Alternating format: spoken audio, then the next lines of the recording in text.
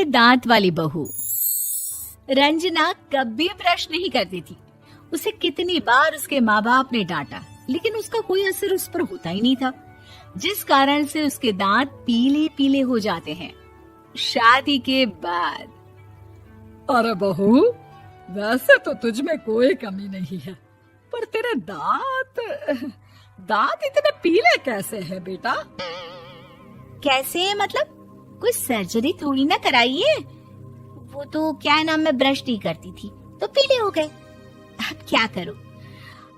आप कहें तो लाल करवा लूं या फिर काले? यार ये क्या है, क्यों माँ से लड़ रही हो? लड़ रही हूँ? अरे मैं लड़ रही हूँ या ये बोल रही है कि दांत पीले हैं, पीले। अरे तपस्या थोड़ी ना की है इन्हें पीले करने के लिए। बकायदा ब्रश नहीं किया है 20 साल तक, तब जाकर। छी, कैसी बात कर रही हो? ये उस वक्त तो पीले नहीं थे जब हम लोग तुम्हें देखने आए थे। अरे तब साफ करवा लिया होगा डेंटिस्ट के पास जाकर। अब देखो कैसे पीले पीले लग रहे हैं। रंजना सास की तरफ गुस्से से देखती है। फिर शुरू हो गई पीले पीले पीले। अरे पीले तो तब भी थे जब मेरे हाथ का रसगुल्ला उड़ा उड़ा कर खा रही थी और बोल रही थी, लड़की नहीं गुणों का खजाना दे रहे भाई साहब आप। खैर, अब वो लोग करते भी तो क्या करते, पीले दांत वाली बहू पल्ले पड़ी थी तो झेलना तो था ही। एक दिन कीर्तन में रंजना गाना गा रही थी। अरे कमला बहन, माँ का द्वार है, यहाँ तो सब शुद्ध होकर आते हैं, फिर अपनी बहू को ब्रश भी नहीं करवाती तुम। दूर से पीले पीले दांत भक्ति में बाधा उत्पन्न कर रहे हैं। अरे कोई 2 साल की बच्ची थोड़ी ना लेकर आई हूँ मैं बहू बनाकर। अच्छी खासी लड़की है, अरे कैसे करवाऊं ब्रश? ये तो उसे खुद करना चाहिए ना। अब माँ बाप तो इसके जैसे तैसे निपटा दिए, ये नहीं सोचा कि सास कैसे संभालेगी। सास बहू को लेकर घर आ जाती है, लेकिन सोच लेती है कि अब इसे लेकर कहीं नहीं जाएगी। अगले रोज बहू कहती है, अरे क्या हो गया, मंदिर नहीं जाना क्या? कीर्तन का वक्त हो रहा है। मेरी मधुर वाणी से कान्हा जी जागते हैं और सोते हैं। आप तो जानती है ना उनकी भक्ति में कितना मन लगता है मेरा। वो क्या है ना, तबीयत ठीक नहीं लग रही है मेरी, आराम करूंगी मैं। तबीयत ठीक नहीं लग रही? अभी तो मिथुन के गाने पर नाच रही थी आप, और अब बोल रही है कि तबीयत ठीक नहीं लग रही।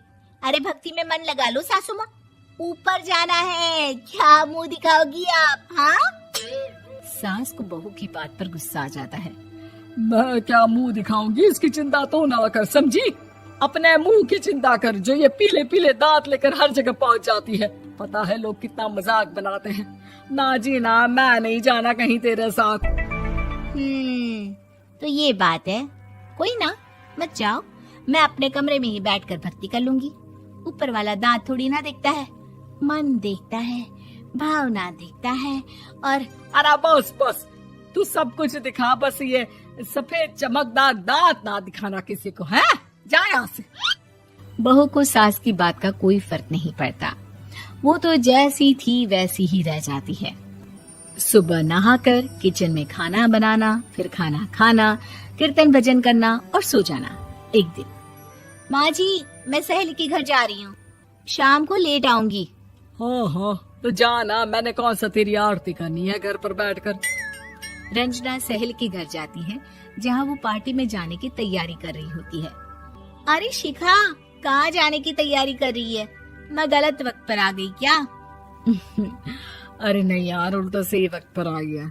मैंने ये साड़ी और ज्वेलरी निकाली है यार, शाम को इनके ऑफिस की एक पार्टी में जाना है। बताना कैसा लग रहा है ये सब? नहीं यार, इस ड्रेस के साथ तो वो वाली ज्वेलरी अच्छी लगेगी। हाँ हाँ सही बोल रही है, मैंने ध्यान ही नहीं दिया। वैसे तो हमेशा से मस्त फैशन सेंस रखती है। तो बड़ा जाती होगी ना पति के साथ पार्टी में।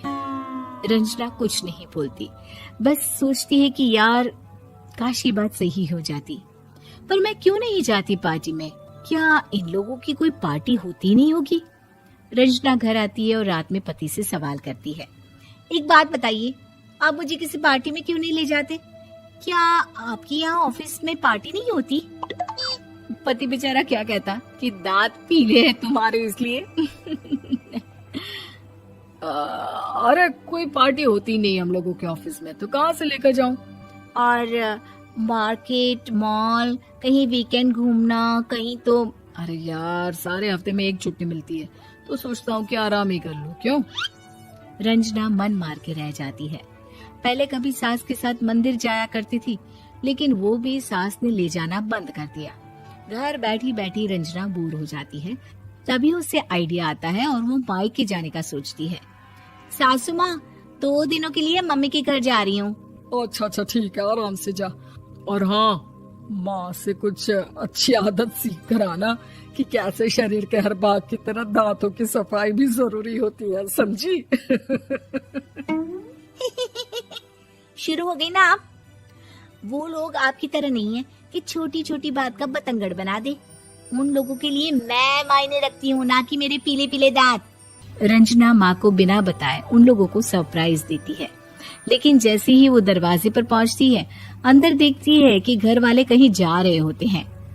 अब माँ, काश रंजना दीदी के दांतों वाली प्रॉब्लम नहीं होती, तो वो भी हम लोगों के साथ चलती ना बुआ जी की बेटी की शादी में। हाँ बेटा, लेकिन अब उसे कौन समझाए कि उसको उसके पीले दांत नहीं दिखते, लेकिन उसके आसपास के लोगों को कितना एम्बैरेसिंग फील कराते हैं। मुझे तो कितनी बार उसके स्कूल की टीचर ने शिकायत की कि उसके साथ कोई लड़की बैठना भी नहीं चाहती, और ना ही कॉलेज में कोई उससे बात करना चाहता था। लेकिन पता नहीं क्यों उसे ये बात समझ में ही नहीं आती। कोई कमी नहीं है उस लड़की में, बस यही कि दांत पीले हैं। वो तो भला हो जीजा जी और उनकी माँ का, जो दीदी को जैसी है वैसे ही रखा हुआ है। रंजना को अपने घर वालों की बात सुनकर बहुत दुख होता है।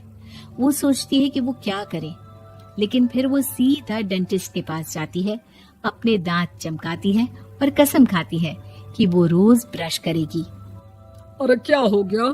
तुम तो 2 दिनों के लिए गई थी ना, पर कोई ना, अच्छा है, चलो आ गई तो। रंजना सास के सामने आकर खड़ी हो जाती है और पूरी स्माइल करती है, उसके चमकदार दांतों को दिखाती हुई। हैं? चले मंदिर? माँ, मुझे माफ कर दीजिए, मैंने आप लोगों को बहुत एम्बैरेसिंग फील करवाया। मैं आज से रोज ब्रश करूंगी।